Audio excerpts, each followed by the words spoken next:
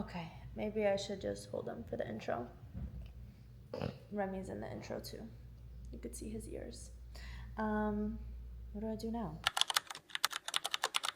Welcome back, and if you're new here, welcome. I'm Sesh. I'm just a girl who is figuring things out, and my puppy is hanging out with me. But if you clicked on this video, in all seriousness, you clicked on this video because you want to know the books that I've read that have actually altered my brain chemistry. And when I say altered my brain chemistry, I don't just mean like, oh haha hee hee, like these books are just so good. No, I mean like they quite literally altered my brain chemistry. They changed the way that I think. They changed the way that I live. They quite literally changed my life. So I'm going to show you the books in a second. This is going to be my stack. So stack number, and Remy's gonna, yeah, there we go. I knew this was coming. He would not let me hold it up without his presence. A beep sound over here, like retry. So this is gonna be the stack. I'm gonna be so completely honest. I'm restarting this part of the video probably for the 4th time now because Remy was going a little crazy. So I had to give him some toys and put him in his little puppy pen. And then I tried re-recording it and I was just getting tongue twisted and didn't know what I was saying. And I guess I'm maybe having a little bit of a hard time just like speaking to the camera about just all of this. So I'm just gonna act like I'm talking to a friend on FaceTime. And before I do that, I'm gonna take a sip of water. If you haven't taken a sip of water yet, take a sip of water. A gallon a day, my friends. Good, perfect. And I'm just gonna jump right into it. First book is gonna be the book that made the biggest change in my life. I'm not gonna be like save the best for last kind of vibe. I'm just gonna lay it out to you how it is. I feel like I'm gonna start with the best, and that is Atomic Habits by James Clear. This book quite literally is the reason why I live my life the way that I do right now. I have the habits that I do. I have the discipline. I am the person that I am. I know that might seem a little bit dramatic, but truly, when I picked this book up for the first time, I was quite literally rebranding and revamping my whole entire life. I was moving to a different state. I was changing everything that I was doing in life, from my friendships to my relationship to my just what I was doing, okay? For reference, I moved to a different state. I was getting very serious in my fitness journey. If you don't know, I am a bodybuilder. I'm a competitive bodybuilder now. I also am a fitness coach, an online fitness coach. And all of that happened because I built better habits, and I built better habits because I learned how to from Atomic Habits. I have always been a person where I wanted to just jump in head first and do something really big and grand. And if I wasn't doing like big things, it didn't feel like I was doing enough. And I still have that sometimes, hence why I have reread this book every single year, at least once a year since the moment that I got it. So that's been minimum of 4 rereads, but I've also listened to it on audiobooks. I've also read it on my phone. So this book and I have been like this since the moment that I found out about it. And what was I just saying? I was just saying something right before I said how many times I reread it.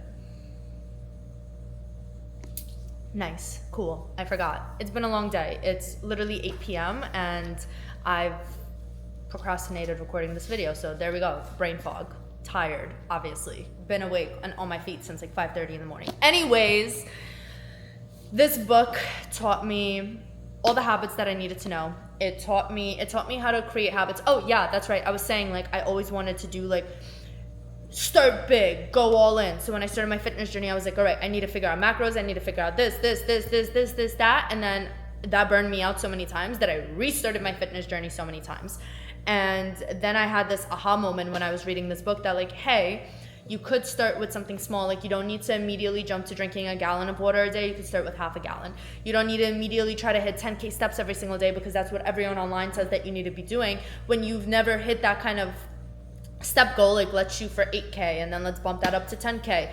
Same thing with going to the gym. Same thing with waking up earlier. So I really realized that I can start somewhere and then build on top of that and build habits on top of that. And that is pretty much the foundation of this book is Atomic Habits. Like think about it, atoms, super, super tiny little things. They come all together, they create something. So this is one of these books that I truly believe every single person needs to read it. I don't care what career you're in. I don't care what you're doing with your life. This will benefit you this will benefit anyone in some way, shape, or form. So this is going to be my first recommendation, the first book that changed everything for me. Next book is going to be that I actually read shortly after I read Atomic Habits, and this is like a completely different like switch, because this is David Goggins. And if you're not familiar with David Goggins is a badass mofo. Let's put it that way. He is a very hard, tough kind of guy. I mean, guy's a freaking Navy SEAL, right? Yeah, Navy SEAL. I knew that, but because I'm tired, I'm like, anyways. Guy's a freaking Navy SEAL. This book is aggressive for some people. I have heard mixed feedback about how people felt after reading this book. Some people felt like he was like just yelling at them and that he's so tough and manly and this and that, but like that is exactly what the book is. And I found this book during a time in my life when I really needed that kind of energy. I needed to be told that I can do more, that I'm tougher than I think I am, that I have thicker skin than I think I do, and that I need to stop being a little, you know the word that I'm about to say, but I'm not going to say it. That is what Can't Hurt Me did for me. It taught me that I have more to me than I think I do. And I also was reading this when I was starting my first ever bodybuilding prep. I was also working a full-time job. I was also finishing up school. I was also, like I said, in a brand new state, completely changing my life. And I was very lonely. I was very lonely at that time. And I have a hard time even admitting that now, which is silly because that was, I don't know what, like 5 years ago now, give or take. And it was not an easy time in my life, and I needed exactly this. I needed a hard push. I needed to be told that I'm stronger than I think I am, and I needed to hear about his story of how he was running on broken legs and doing all of these crazy things and went from being overweight and fat and this and that and how he overcame it. I needed to hear that because while I would be doing my fasted cardio at like 4 a.m. and exhausted and tired and knowing that I have like a 17-hour day ahead of me, I would think about this, and it helped me. And I know that not a lot of people operate on that kind of level where like they want to get yelled at in a way, but I needed this tough love because I also know that at that time in my life I was walking in like that gray zone of I feel bad for myself, but I also don't, and I know I'm capable of more, but I kind of feel bad for myself, but I also don't. So picking up this book was a really good, no, save the feeling bad for yourself, work through your shit, and you got more to you. So that's what that did for me, and following that up with Never Finished. I really did love Never Finished. Can't Hurt Me, though, is the OG. This is, like, between these two, this is my favorite for... I just think because of the connection that I had to this book at that time, and that was when I discovered David Goggins and, like, how insane he is in the best way possible. I kind of look at this as almost like a sequel in a way. Like, you can even tell by, like, how used up each book is, like that this one went through its damage. This one was reread a handful of times also. Every single time that I'm about to start a bodybuilding prep or something very difficult where I know that my mind and my body are going to be challenged, I read this book without a doubt. So that's that. Never Finished. I mean, I already gassed up David Goggins enough, I think, but this was an incredible book, mainly because I really love the mental lab that he speaks about over here. I would definitely read this. That was really great. I was kind of going to jump around between talking about the next little pile of books. But there's 3 more piles for me to go through, and I think I'm going to jump through those fairly quickly, especially this one. All 4 of these books, I'm not going to go into too much detail because, quite honestly, I have not read them in a while. The last time that I read these books has to be 3 years ago, 2 years ago, 2 years ago. I will say, though, that every single one of these books had similarities, but also a lot of differences. But the similarities in the sense of what it did to my mentality and like how it helped me. So first and foremost, Break the Habit of Being Yourself. Joe Dispenza, Dr. Joe Dispenza. I love his work. I think he is a genius. I love the science behind it. I love the science behind it is really freaking cool. He talks about, brain chemistry, neuroscience, pretty much how to lose, it literally says how to lose your mind and create a new one. And at the time in my life when I was reading this, like I said, this was around this time when my mind was like, oh, I feel bad for myself. But no, you can't. Oh, but this is happening to me, but it's happening for me. So I was kind of like in a conflicting place. I don't even know how to explain it without talking on here for like 5 hours about it. But I needed to hear that the way that my brain is working and operating right now does not mean that it has to be like that forever. And I can literally change the way that I think. And that is what Joe Dispenza did for me, and that's what this book did for me. I will say this is one of those books that I really do want to reread now that I'm in a different place in my life, a completely different place in my life. Like, I think back, I actually had a hard time like pulling some of these books.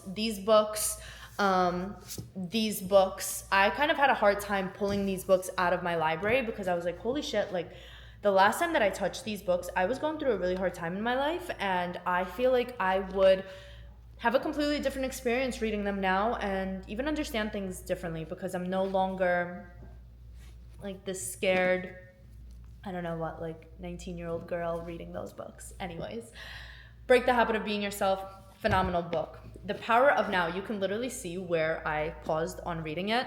I did audiobook the rest of this, and at the time I was working with a mentor who was crazy about this book and absolutely loved it. So she did explain a lot of it to me, and we did speak a lot about it together. And it was just a really good book for me to understand a little bit more about the ego and about the self, and just have a little bit of a different perspective on like the false realities that we create for ourselves, and being more present and not. Because again, at that time in my life, I was either anxious about the future or I don't want to say depressed about the past, but in parts and pieces, possibly, maybe. But that was a really good one. This is another one that I definitely really want to revisit. And then these two, I read a year and a half ago, 2 years ago. 2 years ago, I was reading this book when I was still working a 9 to 5. And I was reading this book shortly after. Also, two very phenomenal books. The Inner Work. There were bits and pieces in here where I was like, this is a little bit, I don't want to say too woo-woo, but I loved certain parts of this that made me think about the way that I think.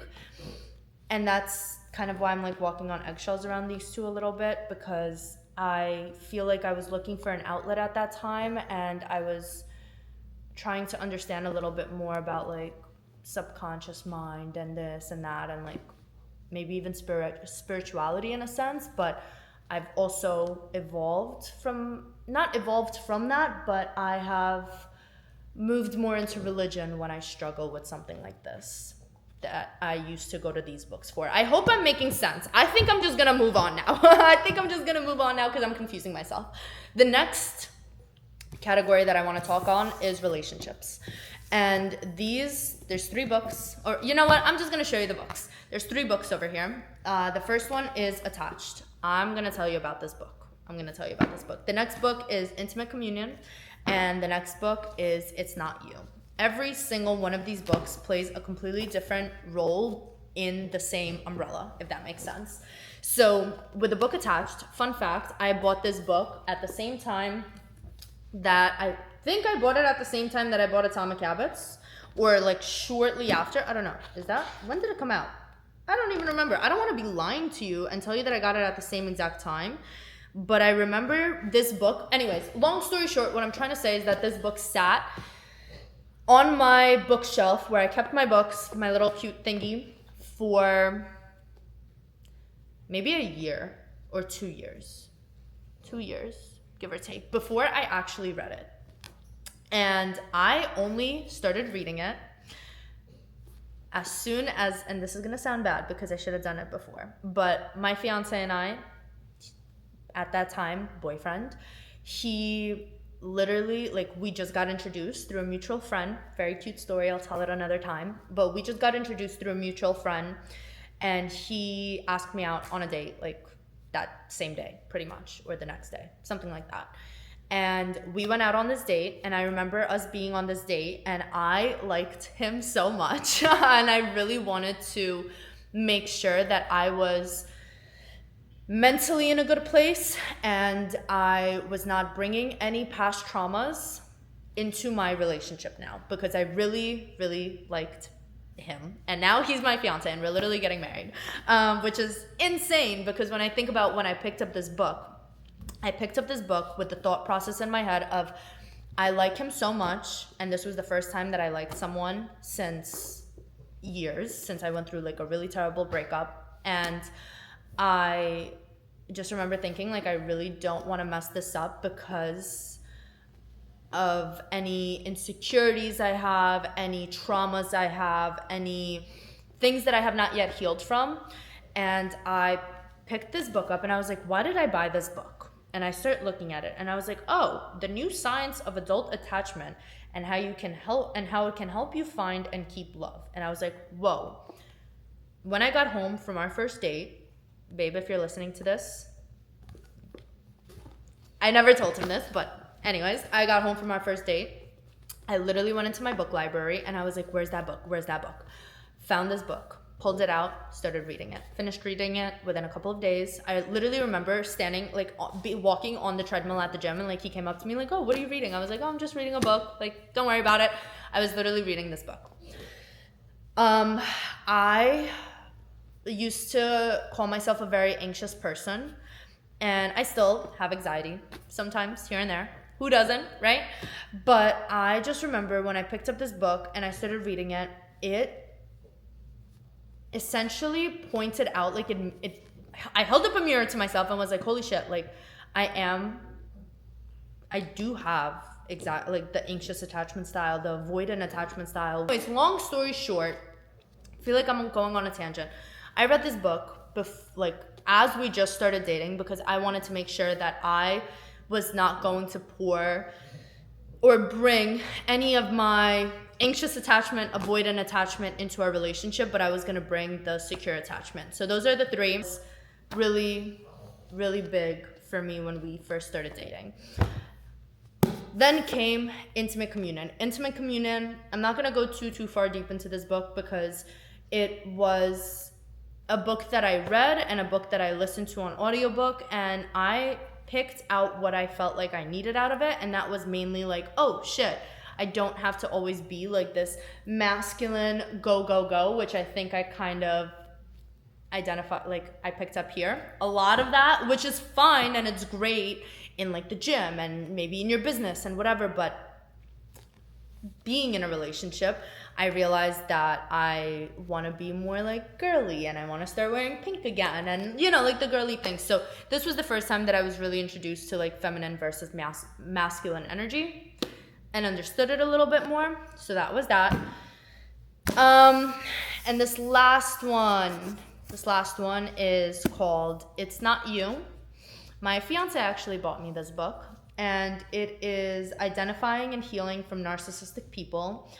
Author is, we just call her Dr. Ramani, because we've listened to a lot of her YouTube videos, a lot of her videos just in general. And this is a book that I've returned to. I've read it, I listened to the audiobook, and I've returned to it. Like, I literally was reading it and like landed in this section, which is, what is narcissistic abuse? This book was gifted to me by my fiance, because I was going through a very difficult time trying to navigate dealing with a narcissistic person in my life. And unfortunately, at that time, I was having a very hard time distancing myself from them, because they were a very close person to me and someone that I love still, obviously, till this day, very, very deeply, but could not, you know, it showed me how to step away from certain things. I honestly have a really hard time still talking about this, so we're not going to talk about it for too much longer. Maybe another day, but It's Not You is a really, really good book. And to kind of wrap this up, I'm going to rapid fire through this. We have this book, which was another one of the first self-help books that I ever got. Self-help, I guess you can call it. And it is The Subtle Art of Not Giving a Fuck. This book, pretty much, I read it during a time. It's funny, I was rereading it. And I stopped on page 109 where it was like responding to tragedy.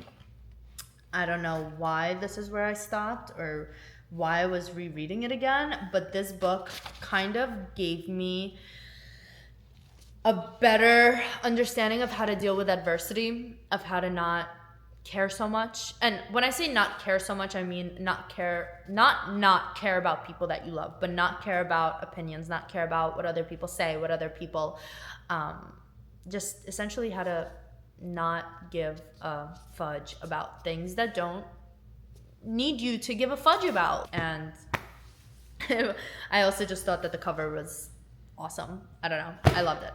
How to stop giving a fudge. Just like that. Next book that I want to tap on is going to be The Four Agreements. Super quick and easy read. It's also tiny and so cute. And the Four Agreements are to be impeccable with your word. I'm losing natural lighting. I gotta hurry up. To be impeccable with your word. Do not take anything personally. Do not make assumptions and always do your best. This is such a quick and easy read. Literally the font is like 100 letters. What am I trying to say? The font is like 100. It's a huge font. But this book, don't take anything personally and don't make assumptions. I needed that. I took so many things personally at the time when I was reading this book. This book was, I literally think I have a picture of these all laying together like that. So if you couldn't tell, I was quite literally changing my entire life and the way that I thought and everything. So this incredible book. Now this one, oh my gosh. It was like one of the most random books I've ever picked up and ended up, like it still lives in my head rent-free.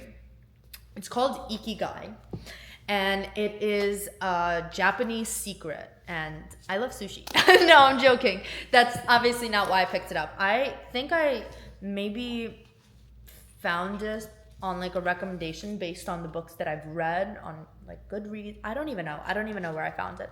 But essentially, Ikigai is something that everyone has. It's a reason for living.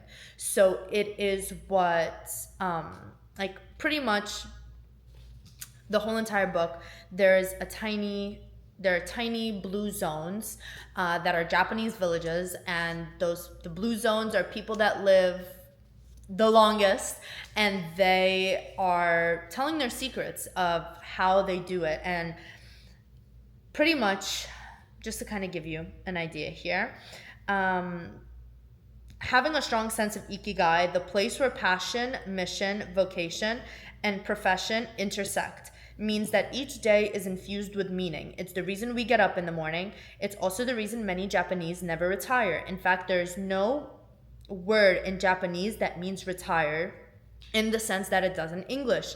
They remain active and work at what they enjoy because they found a real purpose in life, the happiness of always being busy. And one of the biggest things that I remember reading in this book that I still till this day take away from it was one of their rules, obviously is like movement and a bunch of other things that they swear by doing every single day, but one of their rules was that when they eat until I think they're like 80% full. So, I mean, as a bodybuilder, when I'm bulking and I have to eat a lot of food, hold on, I gotta crack my back. Ooh, that felt so good. I've been trying to do this. Oh, don't do that at home. Obviously, as a bodybuilder who sometimes, you know, when I'm in a bulk and I have a lot of food to eat, like that's kind of where it gets a little bit tricky. But I even remember just reading this and being like, oh, like, okay, when I have like a free meal or an outside meal, I don't need to eat until I'm so disgustingly full. I could just eat until 80% and I'm fine. Like, it's fine. The food's not going to go anywhere. And there were just so many other really cool takeaways from this book. And I've actually also never seen it be talked about anywhere else. So Ikigai, that was really good. And the last book is also another book that had a really big impact on me, just like Atomic Habits did, and Can't Hurt Me, and Attached, and The Subtle Art of Not Giving a Fudge, and all of these books. If you didn't notice, there are some that I can literally talk about for hours and days on end, and then there are others that did have an impact on me, but were just like I took little bits and pieces from and then kept going. This was another one of those that had a pretty hefty impact on me, and that is 101 Essays That Will Change the Way You Think. And fun fact, I actually have been also on my phone reading her other book, The Mountain Is You. Really good so far.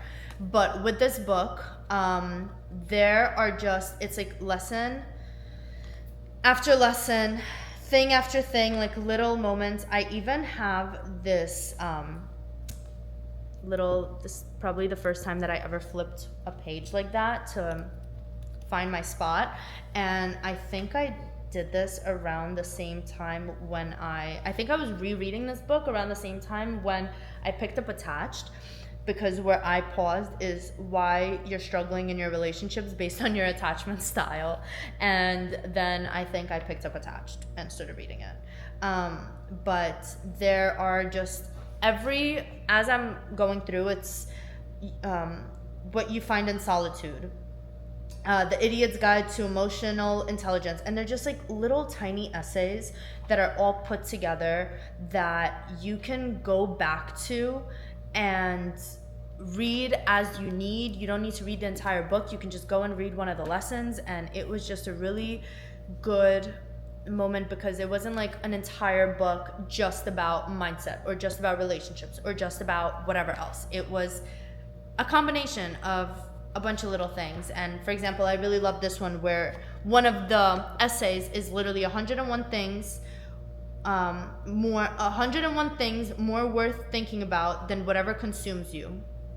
And a couple examples: the way it will feel to have the life that you want, the parts of yourself you need to work on, not because someone else doesn't love them, but because you don't, and so on and so forth. So that was a very good read as well. And before I wrap up, I want to tell you about, even though I've been going on, this was supposed to be like 10 minutes, but a couple of the books that I'm currently reading and parts of my next evolution, I guess. Right now I am reading Outwitting the Devil by Napoleon Hill, and that is my first Napoleon Hill book, and I'm really liking it so far. I am reading it on my phone and might add it to my physical book collection as well. I'm also reading Awaken the Giant Within. It's going to be Tony Robbins' updated version of that book. I'm audio listening to it, so that one, literally the first chapter, he says that, the steps to change your life, and the first one is essentially setting a higher standard for yourself and like setting the bar higher for yourself. And I had just posted an Instagram video of me talking about that, because I was talking about that to one of my clients. So I was like, holy shit, I picked up this book at a perfect time. And I'm also reading the Bible. So that is a book that I don't even want to call it a book, but like that's what it is, I guess, right? I don't know, but I really wanted to include it in here, but I don't want to be lying and saying that I finished reading it, because I have not. I am jumping between places in it, and I tried starting like Old Testament, going into the New Testament, but the Old Testament is taking me so long to read. I'm like so embarrassed to admit it, but I'm trying, so that's what matters, right? And I'm currently reading the Bible, as well as Outwitting the Devil, which is funny that I'm reading those at the same time. And alongside with all of these incredible self-help books and self-development books, I have also read a lot of fiction books and romance novels that you would be surprised how much those can also teach you about life and things and the way that you view things, and just seeing, I don't know. I really just love books for all that they are. So this is was supposed to be 10-minute video, probably turned into closer to 30. Sorry about that. Hope you enjoyed. And yeah, I will be posting more. I was going to say more stuff about books, but like how much more could I talk about them? I could talk about them for a while, actually. talk about them for a while. But yeah, thanks for tuning in. I'm gonna drop all of the names of all of the books in the description. So if you've read any of them or if you have any more recommendations for me, I'm always open to hearing. I have an ongoing list in Goodreads of more books that I need to read and want to read, because I think that this is just incredible information and incredible stuff to flood your brain with rather than nonsense. So yeah, that's what I got for you today. I hope you enjoyed. I hope at least one of these books sparked some interest for you, and maybe is also going to find you at a time where it helps you work through certain things in your life, because every single one of these books has done that for me. And I will see you in the next episode, next video, next whatever. Next time we chat, we'll chat. But yeah, that's it. Bye.